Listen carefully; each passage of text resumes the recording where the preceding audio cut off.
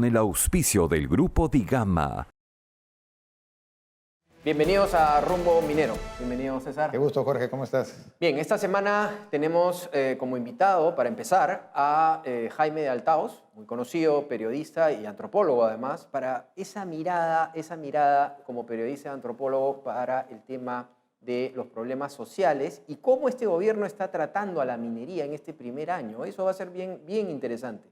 ¿Qué más tenemos? Sí, Jaime ha dado además buenos enfoques a través de la Ampadia, que es su base comunicacional, acerca de estos problemas y sobre todo la detención de los hermanos Chávez Sotelo en el caso de Sauder en el sur. Tenemos también, Jorge, a Manuel Romero Caro, exministro de Industrias, también fundador del diario Gestión, un gran economista con el cual vamos a hablar sobre este tema que ha sembrado el ministro Kurt Burneo, señalando la posibilidad de que el Perú ingrese a una recesión económica. ¿Será cierto o no? ¿O quieren repartir bonos? O será? Quieren hacer farra fiscal. Así es. Bien, ahora la esperada encuesta de la semana de Rumbo Minero. Ante la pregunta que presentó Rumbo Minero a través de su cuenta en Twitter, ¿aprueba o desaprueba el desempeño del gobierno en la erradicación de la minería ilegal en el Perú? A continuación le presentamos los resultados. Aprueba 13,7%, desaprueba 86,3%. Bien, contundente entonces la encuesta. Al final del programa tendremos la pregunta para la encuesta de la próxima semana. Ahora, acompáñenos a ver las principales noticias mineras de la semana.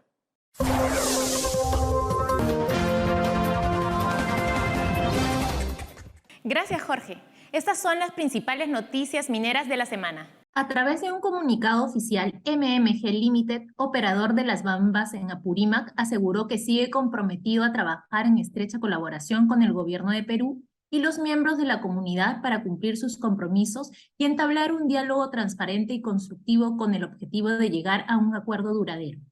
El CEO de Anglo American Perú, Adolfo Eren, remarcó que Quellaveco incrementará en un 10% la producción de cobre en el Perú y durante los primeros 5 años de operación, su producción anual alcanzará 330.000 toneladas de cobre. Ello no solo a través de proyectos específicos, sino también a través de esfuerzos multiactor que permitirán diversificar las fuentes de crecimiento económico de la región. Muchas gracias a Gabriela Choma por las principales noticias mineras de la semana. Bien, como anunciamos, nos encontramos ahora con Jaime de Altaos. Él es, como todos sabemos, periodista y antropólogo también. Jaime, bienvenido a Rumbo Minero. ¿Qué tal? ¿Cómo estás? Muchas gracias por la invitación. Jaime, bueno, como en todos los sectores, nos encontramos preocupados por la situación, en este caso minera, ¿no? Viajamos al PDAC de Canadá, tenemos muchos eventos donde se presenta el Perú con inversiones y hay mucha preocupación de los inversionistas extranjeros, obviamente, ¿no? En este primer año de gobierno del presidente Castillo, ¿cómo has visto el manejo en lo que respecta a minería? Bueno, ha sido, digamos, desastroso, ¿no? Por lo menos durante el tiempo en el que Vladimir Cerrón tuvo el control del Ministerio de Energía y Minas, eso fue nefasto, porque él en la oficina general, en la oficina de gestión social, que es la que previene los conflictos, la llenó de operadores de Perú Libre, operadores políticos de Perú Libre, expertos no en resolver conflictos, sino en generar conflictos, ¿no? Entonces el ministerio en cierto sentido se puso de lado de unas demandas que en algunos casos pues son perfectamente justas y lógicas, porque de otro lado es también perfectamente entendible que las comunidades quieran tener pues una mayor participación en la renta minera y todo lo demás, pero no cuando, digamos, las comunidades incurren en acciones de extorsión prácticamente, ¿no? Asesoradas por personas o abogados como los Chávez Sotelo, que acaban de ser denunciados nuevamente, etcétera, ¿no? Entonces se genera una situación de conflicto que era azuzada por el propio ministerio, por los operadores de Perú Libre. Y entonces la conflictividad se incrementó, las bambas ha dejado de producir más de la mitad del tiempo desde que está este gobierno vigente, ¿no? Se ha estado a punto de volver una operación inviable. Además, copar el ministerio significaba desmembrarlo de los que habían hecho una carrera meritocrática y calificada durante tantos gobiernos y durante muchos años. La gestión de Eduardo González Toro y Carlos Palacios, a los dos personajes que tú te refieres, no solamente ha sido nefasta, sino que debería ser hasta objeto, creo yo, de alguna investigación judicial, porque realmente lo que hicieron con el sector fue destrozarlo. Has mencionado el caso de la reciente detención y comprobación de la forma como operaban estos famosos hermanos Fran y Jorge Chávez Sotelo, que ya en el año 2019 habían sido detenidos en esta capacidad que tienen ellos de intermediar en las protestas de las comunidades. Pero pareciera que no fueras el único caso, Jaime. Pareciera que esto es un patrón que se repite en otro tipo de protestas sin desconocer las legítimas aspiraciones, como has dicho, de algunas comunidades en pro de la renta minera. No, claro, evidentemente hay todo un aparato de asesoría legal a las comunidades para, digamos, aprovechar las oportunidades que pueda haber, digamos, de mayores negocios con las minas, pero el problema es que desarrollan acciones pues, de extorsión, en realidad, ¿no? Lo de Cuajones fue una cosa terrible, ¿no? Una cosa terrible. Y también con el apoyo en cierto sentido, en cierta medida del propio ministerio, ¿no? Así es. Ahí tuvo que, digamos, los obreros, los trabajadores de Southern Perú tuvieron que amenazar con ir a recuperar ellos por mano propia la famosa laguna esta de, no recuerdo cómo se llamaba, Viña Blanca o algo así, para que se declarara un estado de emergencia y entonces se replegaran los comuneros, ¿no? Pero había toda la idea incluso de que las comunidades asumieran las operaciones mineras, porque en determinado momento estos comuneros de las partes altas de la zona de Southern, de Tumilaca y compañía, dijeron que ellos podían asumir la operación Southern por último. Imagínate, una locura. Ya una cosa Y esto tiene que ver también con el fomento a toda la minería informal, que también hay derechos, digamos, eso es otro asunto que tiene que resolverse, tiene que encontrarse la manera de resolverse, ¿no? Porque hay cientos de miles de mineros informales que en realidad son campesinos que hacen minería y que no encuentran la manera digamos, no encontramos la manera de que pueda convivir esa minería artesanal con la gran o mediana minería formal, ¿no? De acuerdo. Tiene que encontrarse un arreglo que permita la solución. Ahora, sí, definitivamente le dan con palo a la minería formal y más bien a la informal, que es el trabajo más difícil del gobierno. No van a tratar de formalizarlo y han fracasado durante años, varios gobiernos además, Claro. en esta formalización. Yo te quería preguntar sobre un tema que realmente le está poniendo en riesgo al sector minero. No solamente cuando hablamos del sector minero, muchas veces se habla de las empresas mineras, pero la gran cantidad de empresas son proveedoras, Claro. donde se van los 5.000 millones de dólares de un proyecto, 3.000 millones de dólares, es a los proveedores, ¿no? Y esos proveedores a su vez a sus proveedores, y así es como el Perú va avanzando. Pero lo que hemos visto es increíble, ¿no? Hemos visto por un lado Indecopi dándole la razón sobre la tercerización, sobre el tema tercerización, a algunas empresas. Ya hay comentábamos, más de 250 empresas que han presentado, digamos, un reclamo ante este tema y le han dado la razón Indecopi. Y en ese momento le enmienda la plana el ministerio sacando un comunicado diciendo que ellos van a continuar, digamos, castigando a las empresas. Lo que se prevé en el sector minero como una cosa inicial es 20.000 puestos bien pagados formales de trabajo que irían a la calle, ¿no? O sea, está tan mal hecho el tema que lo que creen es que van a hacer que las mineras y que los proveedores contraten más gente y lo que va a pasar es al revés. Claro, efectivamente se va a perder mucho trabajo como se ha perdido en otros países en donde se ha implantado la misma medida, ¿no? Es desconocer un principio fundamental de la economía del mercado o del mercado, el principio de la especialización, ¿no? Las empresas contratan o subcontratan a empresas especializadas en ciertas labores porque esas empresas especializadas las realizan con alta productividad porque están especializadas. Si uno obliga a la empresa matriz a realizar por sí misma todas estas tareas especializadas, no las va a poder realizar en primer lugar con el mismo nivel de productividad, con lo cual sus costos van a aumentar y por lo tanto la actividad general va a decaer, sino que además, como bien dices, tienen que cerrar sus operaciones miles de pequeñas o medianas empresas proveedoras de estos servicios especializados. Esto es una locura que va contra la lógica misma de la economía de mercado. Una locura ideológica, ¿no? Como las que solemos Pero tener. además avalada, perdón Jaime, avalada por el mismo ministerio, ¿no? Pero lo que es increíble es lo que tú dices, que el ministerio desconoce una resolución del Indecopio, quiere desconocerla.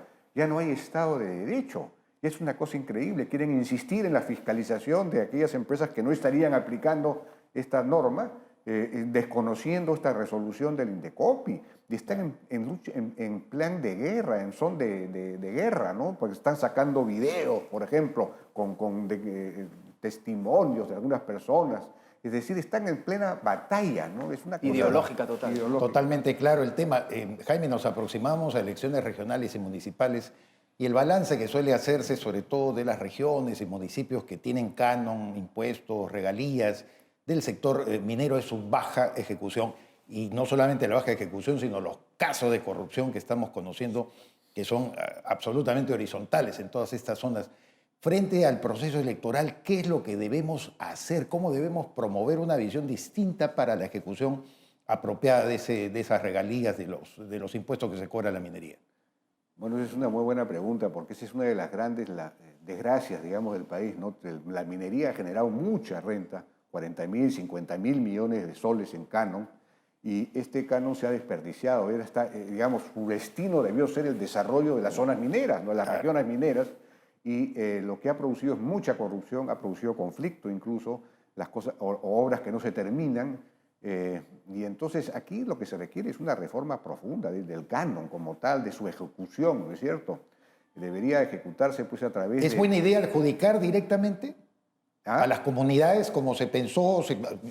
Me estoy recordando parte del canon que de Keiko 40. Fujimori había propuesto eso en la campaña electoral. Esa es una posibilidad, sí, pero el problema de eso es cómo, digamos, a quiénes les distribuyes, ¿no? Porque entonces puede suscitar una guerra entre comunidades, un poco lo mismo que pasa ahora. Todos van a querer formar parte del área de influencia, ¿no? Y la área de influencia va a ser, finalmente el área de influencia va a ser todo el país, ¿no? Inacabable. Inacabable. Entonces, y a mi juicio es impracticable, es muy difícil de practicar por la cantidad de conflictos que generaría, ¿no? Es verdad, pero de repente la solución podría ser las obras por impuestos que no sean tan burocráticas y que las mineras puedan hacer obras por impuestos en la cercanía, ¿no? Ya, obras por impuestos. Pero es muy burocrático. Las es. empresas dicen que tienen que contratar o tener a gerentes metidos en obras por impuestos para poderlos sacar adelante. Así es, eso sería una solución. Restablecer, digamos, en la época de Alan García había la contribución voluntaria de las minas que se ejecutaba a través de una institucionalidad en la que participaba la empresa, participaban los gobiernos locales, no sé si las comunidades, y se ejecutaban obras dentro de un plan, ¿no? Algo así hay que restablecer. El canon tiene que ser ejecutado por alguna clase de proyecto especial de unidad ejecutora en la que esté la empresa, estén los gobiernos locales, pero que sea ejecutada, digamos, de una manera dentro de un plan y que realmente apunte a cerrar las brechas y en el que no haya, pues, se maneje gerencialmente, que no haya corrupción, ¿no? Es un asunto político. Una especie de buró, una especie de directorio donde puedan participar todas las partes y que se destinen. Así es. Y que entonces ese dinero sirva realmente para producir desarrollo, ¿no? Es decir, que los excedentes de la minería se transformen en desarrollo, que es lo que interesa, ¿no? Jaime, muy cortito, por favor, nos queda solamente un minuto. Kurt Burneo habla de una posible recesión económica. ¿Cómo ves tú el tema? Bueno, todos los economistas coinciden en que no se ve una posible recesión económica. Sí, un crecimiento muy bajo, pero no una recesión económica. Un crecimiento muy bajo cuando podríamos tener un crecimiento altísimo. Eso es lo criminal de este gobierno, ¿no? Pero hay quienes dicen que en realidad él está hablando de una posibilidad de recesión precisamente para tener el pretexto para lanzarse en una especie de farra fiscal, en un gasto fiscal para reactivar la economía vía gasto fiscal, vía expansión fiscal, contradiciendo las políticas del Banco Central de Reserva. Hay que estar por ejemplo, atentos ¿no? a eso. Así es. Bien, muchísimas gracias, Jaime, por visitarnos aquí en Rumbo Minero y espero tenerte en otra oportunidad para poder siempre compartir esa óptica que tienes. Gracias a ustedes por la invitación. Bien, a continuación vamos a una pausa comercial.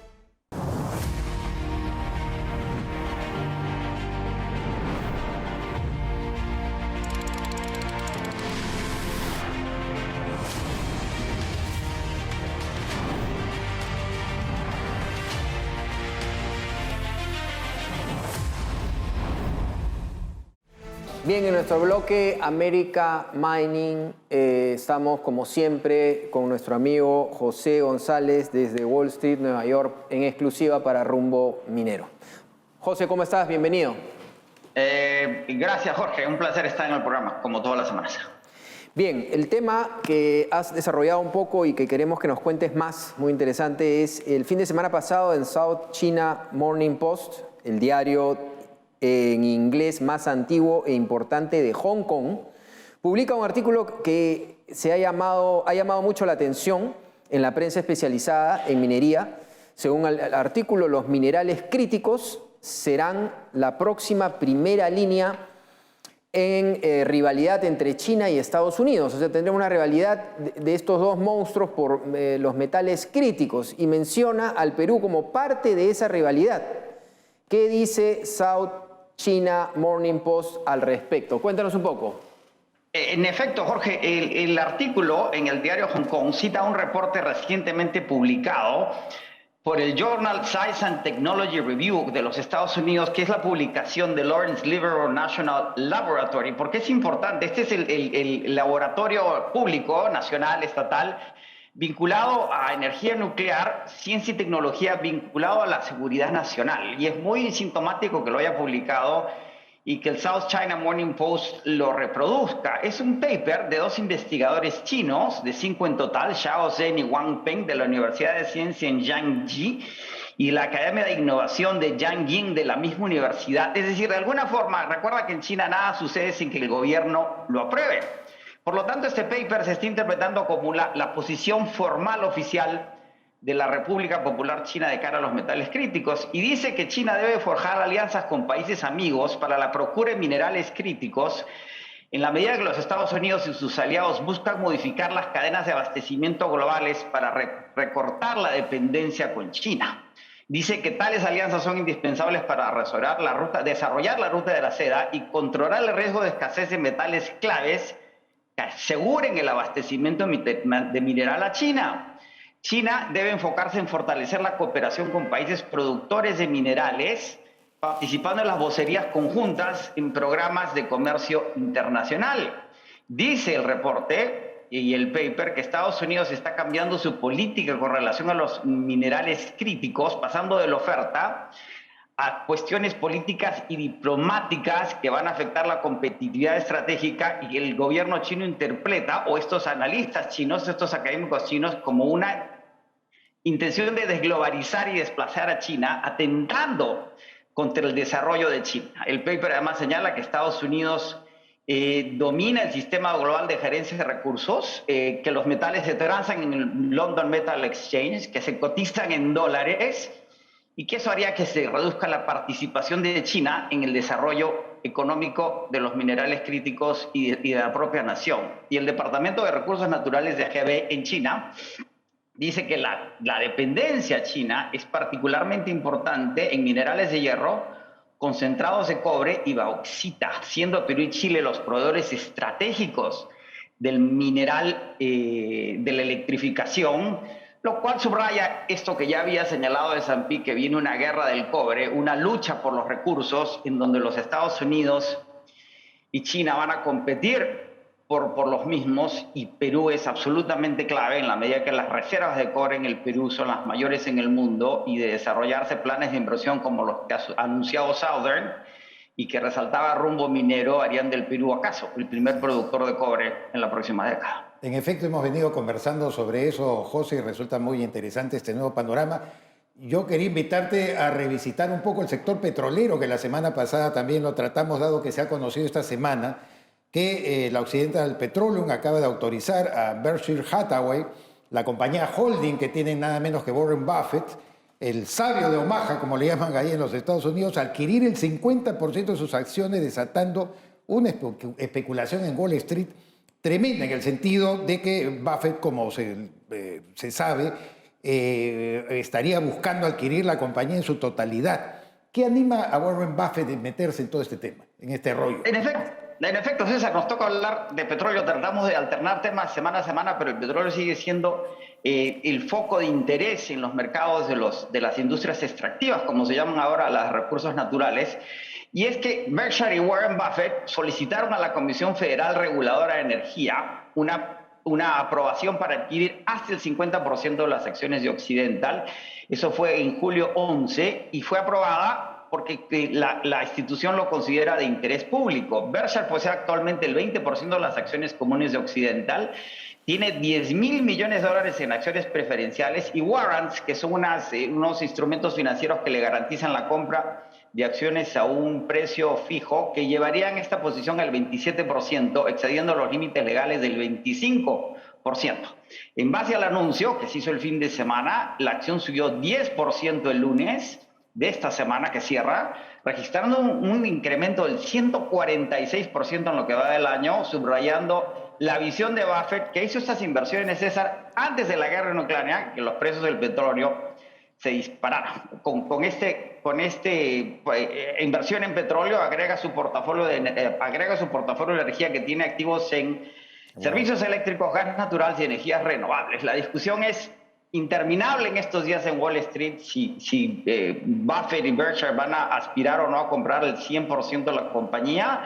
Apasionada entre quienes creen que sí, quienes creen que no. Y con relación a tu pregunta, ¿qué lo anima? Una anécdota clave.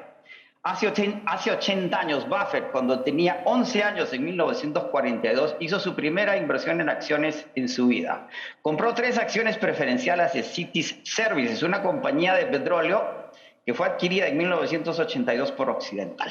Es decir, que si de divisiones se trata, desde niño, Buffett tenía las cosas claras. Muy bien, interesantísimo. Muchas gracias, José, por darnos estos temas tan interesantes. Y ya calentando motores todavía falta, pero para el Perú Mining Business, en el cual vas a poder venir al Perú y hacer una conferencia muy interesante entre otros especialistas en el sector. Honor y privilegio, Jorge. Encantado de estar de vuelta en Lima. Muchas gracias. César. Sí, Jorge, es un momento de presentar el bloque del Instituto de Ingenieros de Minas del Perú. Arequipa da la bienvenida a Perumín 35 y a todos sus participantes del 26 al 30 de septiembre del 2022. La convención minera más importante de Latinoamérica se realizará en Cerro Juli, espacio que se convertirá en el centro de reunión de los expertos de la minería y los principales proveedores de la industria. Recuerda que ya puedes inscribirte en las siguientes categorías: convencionista no asociado, convencionista asociado, convencionista asociado de la Society for Mining, Metallurgy and Exploration, convencionista docente, convencionista estudiante, convencionista por día, Extemín por día, Extemín por semana y Extemín adicional por semana. Conoce más de Perumín 35 en nuestra página web y a través de nuestras redes sociales. Te esperamos. Bien, en esta segunda entrevista nos encontramos ahora con la presencia del economista Manuel Romero Caro. Vamos a hablar un poco de la economía y su implicancia con la minería. Bienvenido, Manuel, a Rumbo Minero. Muy buenos días tengan todos ustedes. Gracias. Hace poco el ministro de Economía, Kurt Burneo, nos habla de un posible enfriamiento, de una posible recesión. Al final parece que hay una corrección, parece que sí creceríamos 2%. Algunos dicen que eso sería preparar un poco para la farra, empezar a dar bonos por todos lados. ¿Cuál es tu opinión de lo que pasaría con la economía en estos meses?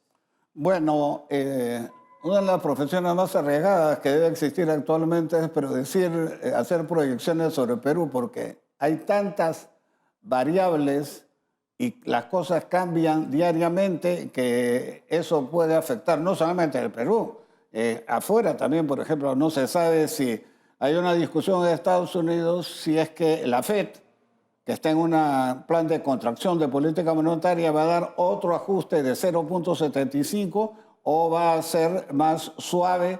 Entonces, todas estas cosas afectan al precio de los commodities, todas estas cosas. Hay una serie de variables del entorno que hacen difícil proyectar esta situación. Ahora, dicho esto, es evidente que en el segundo semestre va a ser más complicado que el primer semestre. Por ejemplo, en la variable principal, por la que para mí es la esencia, que es la inversión privada.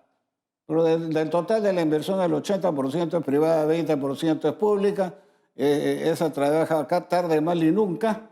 En cambio, la privada, que era el sostén, el motor de crecimiento, en el segundo semestre ya va a empezar a contraer. El Banco Central tiene que ser más conservador, ha estimado 0% de crecimiento, pero todos los estimados privados son negativos y van desde -2 a -10. Entonces, en función de cómo evolucione la inversión privada, el consumo está decayendo, se está desacelerando, entonces se verán los resultados. Claro. El ministro, ahora para terminar nomás, el ministro, lo que sucede es que el ministro Kurt Burneo tiene una misión de que la quiere cumplir a como dé lugar.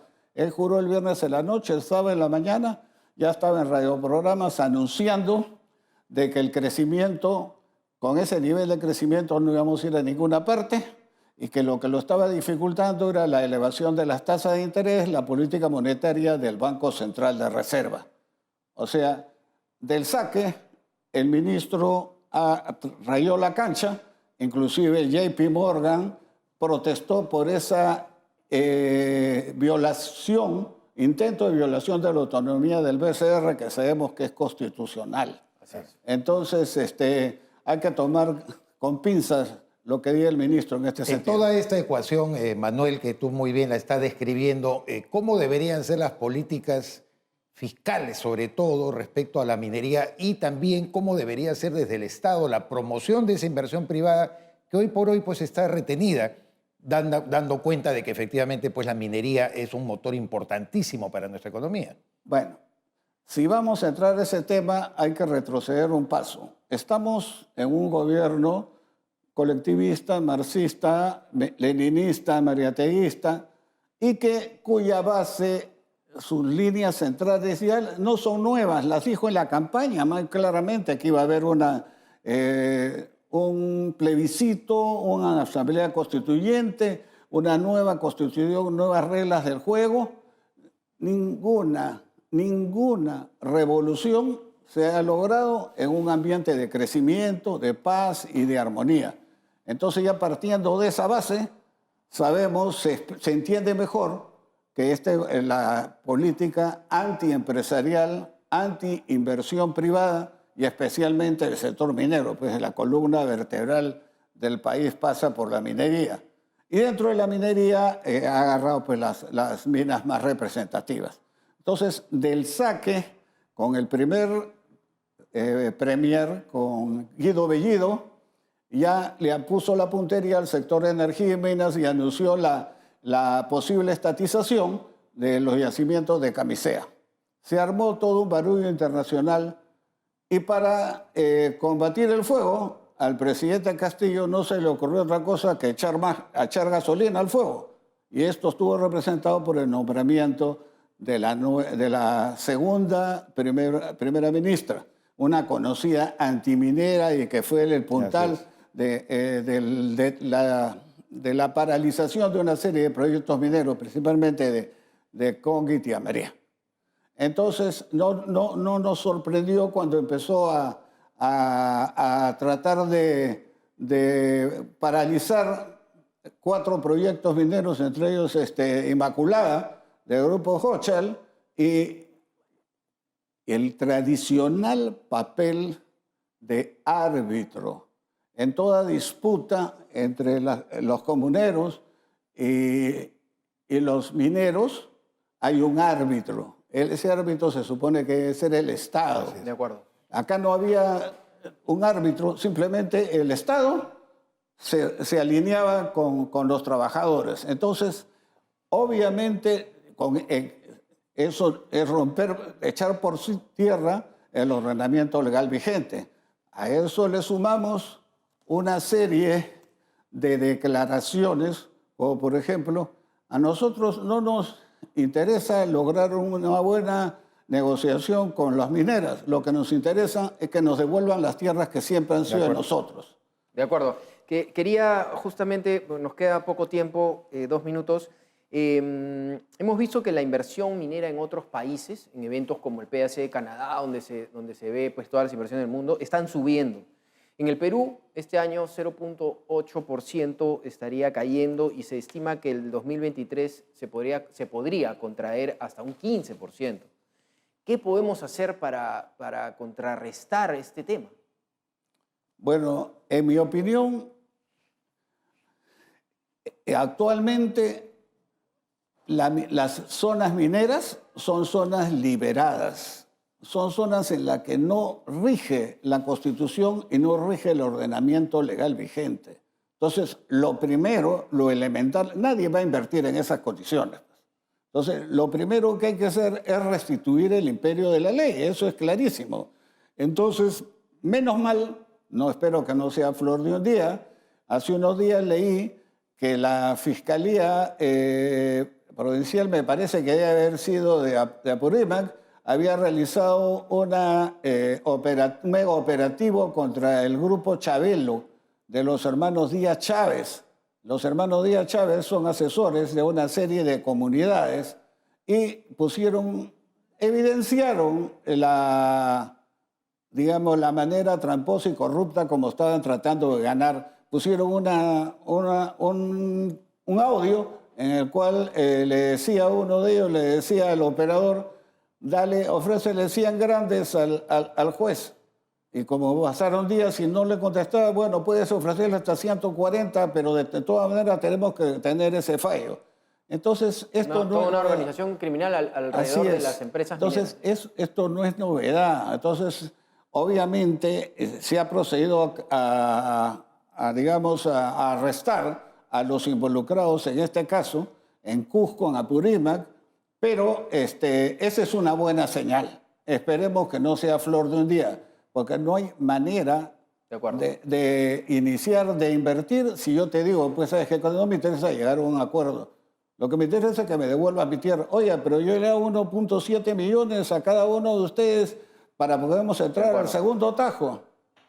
¿Se da cuenta? Muchas gracias por estar con nosotros en Rumbo Minero y compartir con nosotros sus pareceres sobre lo que es el sector minero, que es tan importante para nosotros, y esperamos tenerlo en otra oportunidad. Vamos ahora a una pausa comercial. Según encuesta realizada, el 49% de los entrevistados considera a Rumbo Minero como la mejor revista del sector minero. Además, 61% de los entrevistados considera a la revista Rumbo Minero como importante para la toma de decisiones en el sector minero.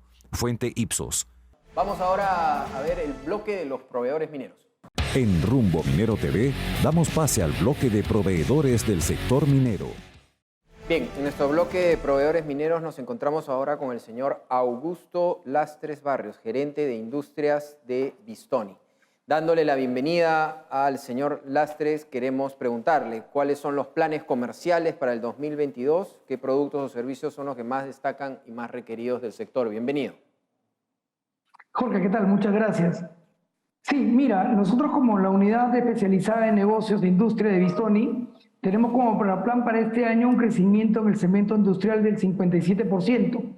Para esto venimos trabajando desde el principio de este año, ¿no? Sobre todo en los sectores más grandes, que son minería y construcción, ¿no? Nosotros, al ser productores y tener una planta en el Perú, ¿no? Tenemos grandes oportunidades para poder satisfacer la demanda del sector minero, ¿no? Asegurando stocks y entrega oportuna, de lubricantes, tanto en modalidad de bulk, que es lo que usa la gran minería, como también en productos empacados, ¿no? Para el sector minero, en especial tenemos propuestas de productos, ¿no? Tanto para la flota de extracción y acarreo, como también para la planta y fundiciones, ¿no? Augusto, en concreto, ¿qué innovaciones y productos que lo que está mencionando son los que van a lanzar este año 2022 y son los que están adquiriendo las empresas mineras? Sí, mira, Bistoni es una empresa que apuesta siempre por la tecnología. Hemos empezado a trabajar con grasas, con nanotecnología. Es un término muy usado actualmente. La nanotecnología es la ciencia que interviene en la producción y el diseño de objetos a escala nanométrica, o sea, a la millonésima parte de 1 milímetro, con el fin de poder mejorar el performance de este producto. Nosotros con nuestra grasa con nanotecnologías hemos logrado reducir la fricción en un 60%, lo que logra que podamos reducir la temperatura y, por supuesto, el desgaste de las piezas metálicas, ¿no? Nuestro primer producto con nanotecnología es el nanolitium, especializado en lo que son pines y bocinas para todo lo que es maquinaria pesada para el segmento de minería y construcción. Ahora, cuéntanos, para terminar, ¿cuáles son las fortalezas que definen a Bistoni? Mira, Bistoni es una empresa transnacional que se dedica a la fabricación y distribución de aceites y grasas lubricantes para los segmentos automotriz e industrial, y para todos los principales sectores económicos del país.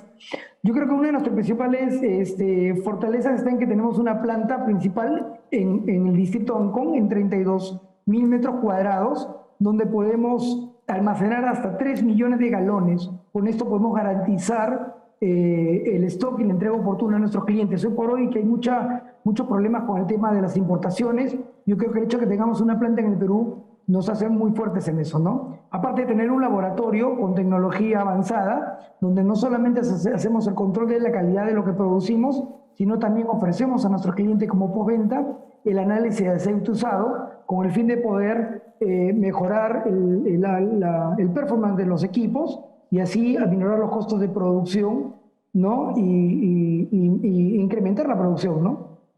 De acuerdo. Muchísimas gracias, señor Lastres, por estar con nosotros en Rumbo Minero y lo esperamos en otra oportunidad. Jorge, César, muchas gracias a ustedes. Que tengan buenas noches. Bien, vamos a pasar ahora a la bolsa de trabajo en el sector minero. Atentos a los que están buscando trabajo en el sector minero, gracias a la Headhunter Curac. Adelante. Curac RPO te ofrece la oportunidad de trabajar en el extranjero. Para conocer el detalle de los puestos técnicos y operativos disponibles para trabajar en un gran proyecto minero en Canadá, ingresa a www.curac.com.pe y envíanos tu CV, indicando en el asunto el puesto al que postulas. empleoencanadá@curac.com.pe. En nuestra segunda entrevista del bloque de proveedores tenemos el gusto de presentar a don Enrique Dufo Vera. Él es gerente de negocios de industria de Terpel. Dándole la bienvenida a Enrique, le preguntamos cuál es el portafolio de productos y o servicios que brinda su empresa al sector minero y cuáles son los objetivos comerciales que se han trazado para este año 2021. Jorge, César, ¿qué tal? Buenos días. Un gusto poder estar aquí con ustedes en Rumbo Minero. Mira, Terpel aquí en Perú representa la marca Móvil. La marca Móvil es una marca internacional de gran escala, reconocida en la industria y en los últimos años se ha posicionado de una manera importante en la minería. Nosotros somos responsables de hacer llegar nuestros productos a nuestros clientes. Además, acompañamos estos productos con una oferta de valor que incluye lo que significa asesoría técnica como servicios asociados a la aplicación correcta tanto de los lubricantes, grasas y refrigerantes que comercializamos.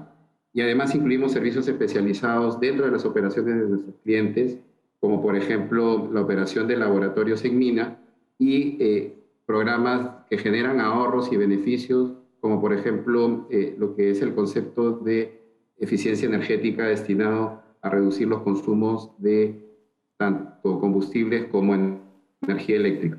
Este año en particular queremos seguir fortaleciendo nuestra participación en el mercado, tanto en productos como en servicios, pero sobre todo queremos seguir trabajando en lo que significa el desarrollo de nuestra cultura EcoSmart, orientado a poder reducir la emisión y generación de huella de carbono tanto de nuestras operaciones como ayudar a nuestros clientes a que hagan lo mismo dentro de sus operaciones. De acuerdo, queríamos preguntarle, Enrique, la expansión de sus operaciones a nivel nacional e internacional, que nos comente un poco eso, y también la participación que tiene en el mercado minero.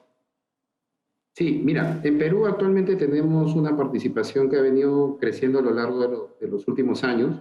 Hoy día atendemos en el portafolio de minería específicamente alrededor del 60% de esta industria, y nuestro objetivo sigue siendo proteger este portafolio y seguir creciendo en productos y en servicios. Esa es nuestra estrategia principal. A nivel internacional, Terpel también representa la marca móvil en Colombia y Ecuador, y además es importante recordar que Copec, accionista principal de Terpel, es líder en el mercado de minería en Chile, con una participación muy fuerte en lubricantes y servicios.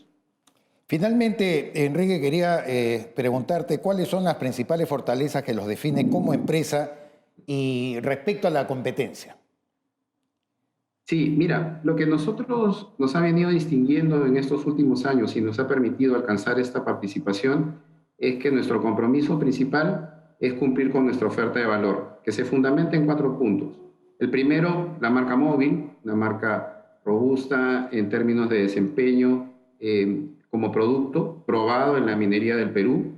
Nuestra planta de lubricantes, que asegura el suministro de nuestros productos a nuestros clientes, lo que se refiere a nuestra gente y nuestra filosofía de trabajo, nuestro servicio de planeo de ingeniería, y sobre todo nuestra capacidad de seguir innovando y seguir adecuándonos a las necesidades de nuestros clientes en los diferentes mercados que atendemos. Por eso seguimos trabajando en seguir fortaleciendo nuestra cultura EcoSmart, que es nuestro principal programa en este momento y que está orientado a reducir la huella de carbono que generan nuestros clientes y las operaciones que nosotros desarrollamos. Enrique, muchísimas gracias. Enrique Dufo Vera de Terpel, felicitaciones por la gestión y muchas gracias por estar con nosotros en Rumbo Minero. No, muchas gracias a ustedes, éxitos y nos vemos pronto. Hasta luego. Gracias. Bien, ya llegando al final del programa, definitivamente el tema que nos menciona Jaime Althaus, como antropólogo además, ¿no? Es bien interesante, ¿no? Porque tanto él como el economista Manuel Romero Caro, gracias. Desde fuera del sector, cómo se está viendo el ataque a la minería, ¿no? O sea, cómo se está maltratando a un sector tan importante para la recaudación. Exacto. Y para el trabajo que da en el Perú, ¿no? Jaime Althaus ha definido muy bien, Jorge, la situación de flexibilidad, entre comillas, que vamos a atribuirle al gobierno al haber nombrado a 2 activistas de Perú Libre, como fue Eduardo González Toro y Carlos Palacios, que desmembraron un ministerio que estaba llamado a prevenir sobre todo los conflictos sociales. Y el enfoque económico de Romero Caro respecto al aporte de la minería, más sustantivo no podía ser. Así es. Bien, para entrar ya al final del programa, quiero compartir con ustedes la encuesta para la próxima semana, como hemos conversado al principio. La pregunta es, ¿considera usted que el Estado hace el gasto eficiente de lo recaudado por los impuestos, canon y regalías mineras? ¿Sí o no? Esa va a ser ya en nuestras redes la encuesta para la próxima semana. En el Twitter de Rumbo Minero. A nombre del grupo Digama, muchas gracias, César, como siempre. Espérennos unos minutos, que venimos en unos minutos con Perú Construye para hablar de infraestructura, que es muy importante el déficit de infraestructura que tenemos. A nombre del grupo Digama, en lo que es Rumbo Minero, muchas gracias y nos vemos en unos minutos.